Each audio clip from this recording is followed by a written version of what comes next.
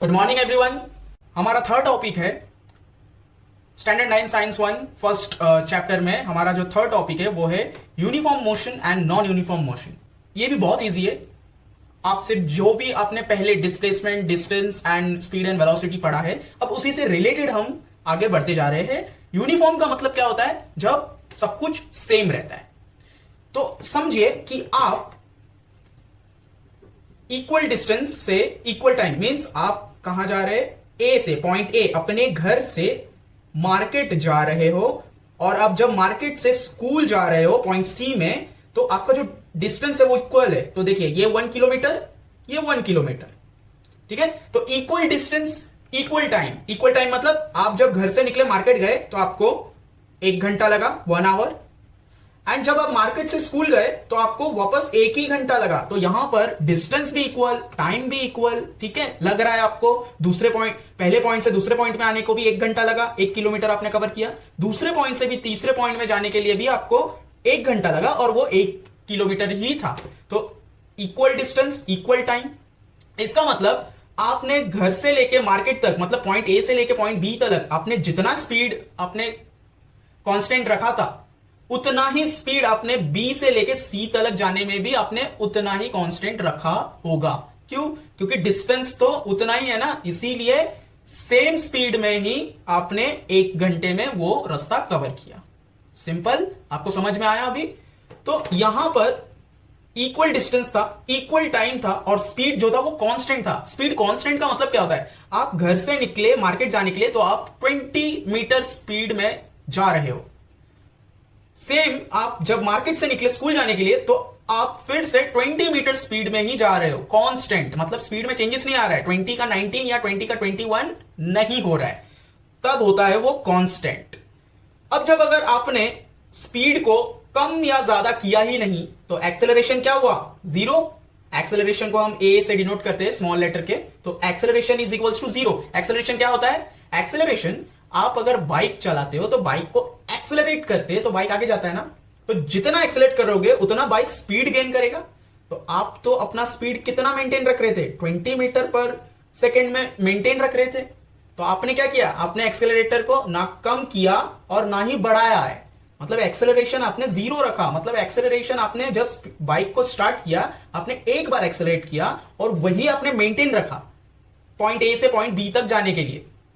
Then point B से सी तक जाने के लिए भी आपने उतना ही मेंटेन रखा। आपने ना ही वो एक्सेलरेशन कम किया और ना ही उसको और ज्यादा किया ताकि आप जल्दी पहुंच जाए। तो यहां पर एक्सेलरेशन क्या हुआ? 0। समझ में आया? अब देखिए, नॉन यूनिफॉर्म क्या होता है? इसका उल्टा।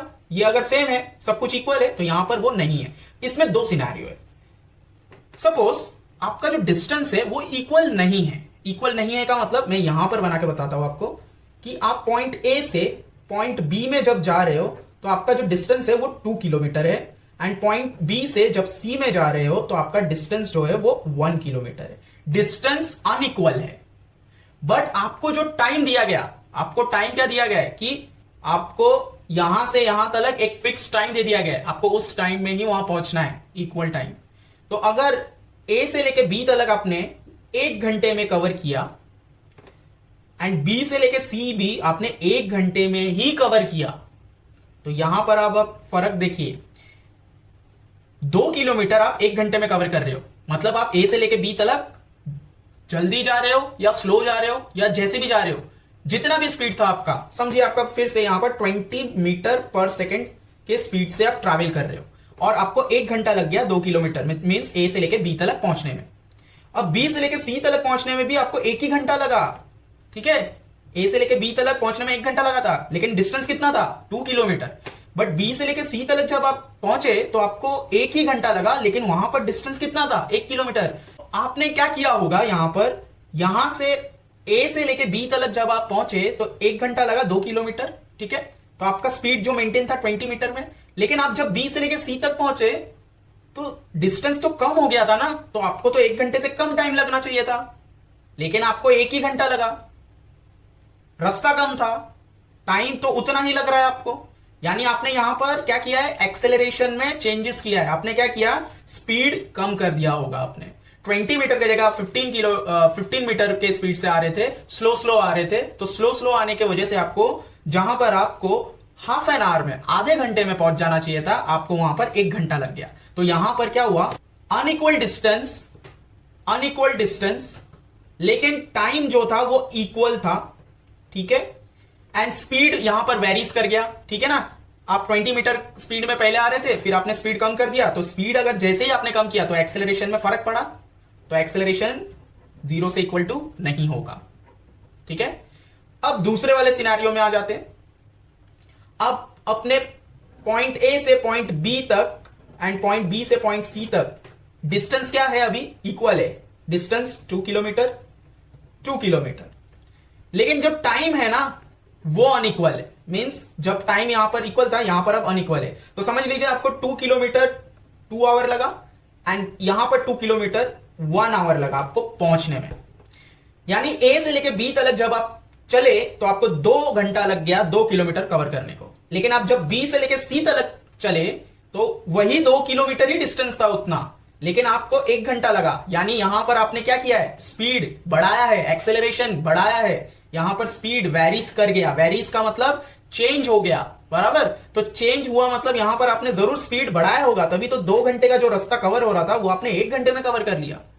तो जैसे ही आपने स्पीड बढ़ाया, एक्सेलरेशन चेंज हो गया, तो वो अब 0 नहीं, मतलब कांस्टेंट नहीं रहा। मतलब यहां से लेके यहां तक आने में जितना एक्सेलरेशन चल रहा था, जितना स्पीड आपका कांस्टेंट रह रहा था, उतना यहां से लेके यहां तक पहुंचने में वो कांस्टेंट नहीं रहा, वो चेंज हो गया। यानी एक्सेलरेशन में चेंजेस करने की वजह से वो चेंज हो गया। तो अब आपको यह समझ में आया कि नॉन यूनिफॉर्म क्या होता है। नॉन यूनिफॉर्म में एक्सेलरेशन कभी भी 0 नहीं होगा, यानी यहां पर कुछ ना कुछ चेंजेस होगा। या तो टाइम इक्वल रहेगा, डिस्टेंस इक्वल नहीं होगा, या तो डिस्टेंस इक्वल रहेगा, टाइम इक्वल नहीं होगा। स्पीड में तो वेरीज होगा ही, ठीक है। इसी वजह से तो एक्सेलरेशन 0 मेंटेन नहीं रहेगा। यहां पर स्पीड कांस्टेंट रहेगा, यहां से लेके यहां तक आने में भी जितना स्पीड, यहां से लेके यहां तक आने में भी उतना ही स्पीड, इसीलिए स्पीड कांस्टेंट रहेगा, तो एक्सेलरेशन 0 से इक्वल टू होगा। आई होप आपको यह अच्छे से समझ में आया होगा। आप एक बार और वीडियो को देखिए, एक एक चीज को, एक एक पॉइंट को अच्छे से सुनिए, आपको समझ में आ जाएगा। वीडियो अगर अच्छा लगे तो लाइक कीजिए, शेयर कीजिए। चैनल को अगर अब तक आपने सब्सक्राइब नहीं किया है तो सब्सक्राइब कर लीजिए, ताकि नए वीडियोस के नोटिफिकेशन आपको मिलता रहे। Thank you.